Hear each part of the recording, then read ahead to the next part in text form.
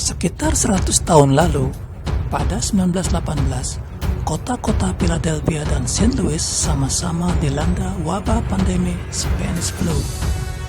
Tetapi mereka merespon dengan dua cara berbeda dan masing-masing mendapatkan hasil yang sangat kontras. Di Philadelphia, pejabat kesehatan mengizinkan parade besar-besaran untuk dilanjutkan. Sementara di St. Louis, para pejabat kesehatan bersiap. Mereka menutup sekolah, teater, dan bar. Bagaimana hasil respon berbeda ini? Ayo kita ikuti kisahnya dalam video ini. Ayo kita subscribe dulu channel ini dan centang bel notifikasi agar tidak terlewatkan video-video menarik lainnya. Terima kasih. Pada 11 Maret 2020, Organisasi Kesehatan Dunia membuat pengumuman of COVID-19 outside China has increased 13-fold. COVID-19 can be characterized as a pandemic. Coronavirus atau COVID-19. Penyakit ini sudah menguasai Cina, Korea Selatan, Iran, dan Italia. Dan ini adalah peringatan untuk negara-negara lain di mana sekarang wabah ini menyebar dengan cepat. Pada hari-hari dan minggu-minggu mendatang, kami berharap dapat melihat jumlah kasus kematian dan negara-negara yang terdampak naik lebih tinggi lagi. Penyebaran COVID-19 bukan lagi sesuatu yang bisa kita hentikan, tapi kita masih bisa memperlambatnya. Tak hanya harus bertindak sekarang. Seseorang penderita COVID-19 biasanya mengalami demam, kelelahan, dan batuk kering, nyeri, rasa kesakitan, dan gejala ringan lainnya juga mungkin terjadi, tetapi lebih jarang. Tingkat keparahan gejala-gejala ini bervariasi, dan bagi sebagian orang yang terkena virus, Anda mungkin tidak pernah menunjukkan gejala sama sekali. Dalam 80% kasus, orang hanya mengalami penyakit ringan, tapi dalam 20% kasus lainnya, penyakit ini dapat bermanifestasi dengan cara yang lebih serius, berat. Secara keseluruhan, sepertinya sekitar 1 hingga 2% dari kasus yang diketahui menyebabkan kematian. Dan angka ini jauh lebih rendah untuk orang muda, tapi jauh lebih tinggi untuk orang tua. Virus ini juga tampaknya sangat-sangat menular.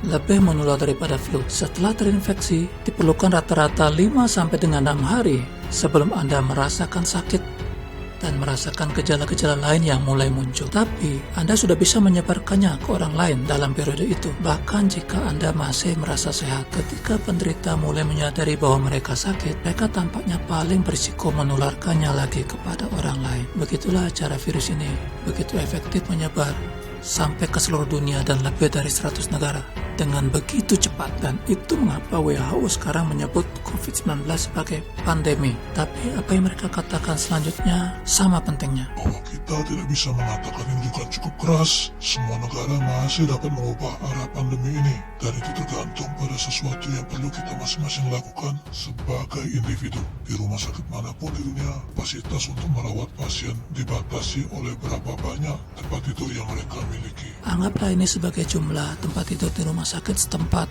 Anda pada waktu tertentu. Beberapa sudah diisi oleh pasien yang menerima perawatan untuk hal-hal seperti cedera, kecelakaan mobil, atau stroke. Dan titik ini mewakili satu orang sehat yang memutuskan untuk keluar rumah seperti biasa. Mereka melompat naik di kereta bawah tanah dan menuju ke kantor atau ke sekolah, di mana mereka tertular COVID-19. Tapi mereka tidak langsung merasa sakit dan mungkin tidak merasakan apa-apa selama beberapa hari.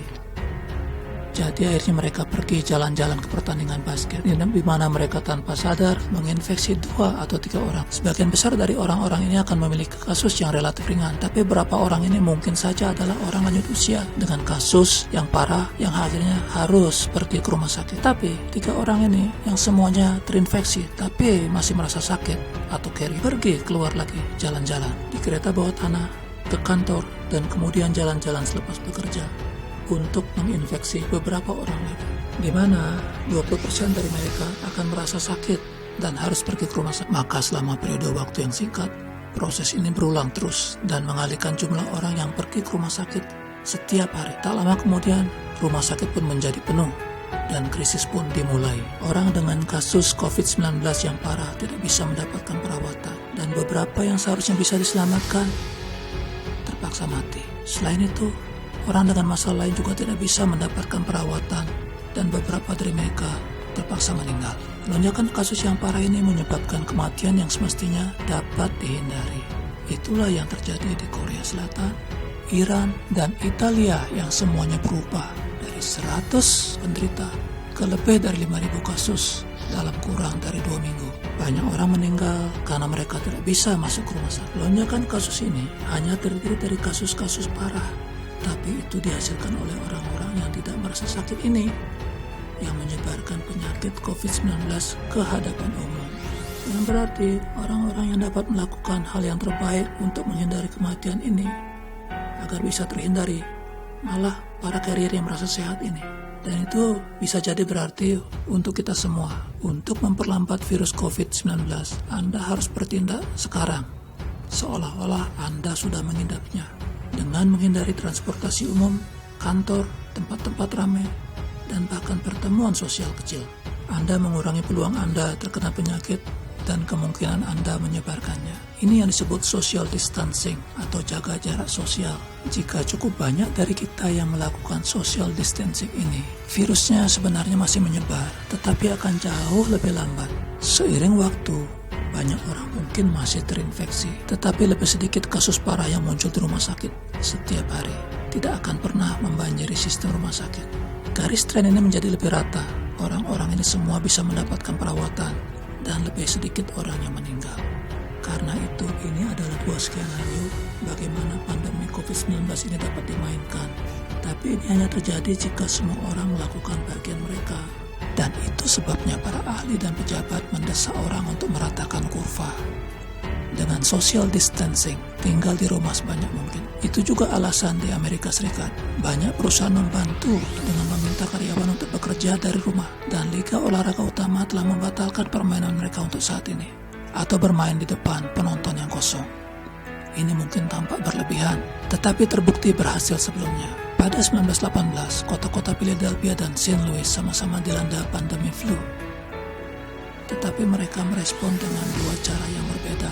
Di Philadelphia, pejabat kesehatan mengizinkan parade besar untuk dilanjutkan. Sementara di St. Louis, para pejabat bersiap. Mereka menutup sekolah, teater, dan bar. Rumah sakit Philadelphia kemudian kewalahan, dan akibatnya banyak lagi yang meninggal. Tetapi di St. Louis dapat menghindari kematian yang berlebihan itu. 100 tahun kemudian, ini adalah dua skenario sama yang kini kita sedang hadapi. Perbedaannya bukan pada apakah seseorang tertular coronavirus, tapi ketika seseorang tertular, itu bisa berarti perbedaan antara hidup dan mati. Dan mungkin ini bisa terjadi pada orang-orang yang Anda kenal atau cintai. Tapi kita harus bertindak sekarang, lakukan social distancing. Jika Anda menikmati tayangan ini, jangan lupa untuk like, comment, dan subscribe channel kami, serta aktifkan bel notifikasi agar selalu mendapat update video-video aktual lainnya.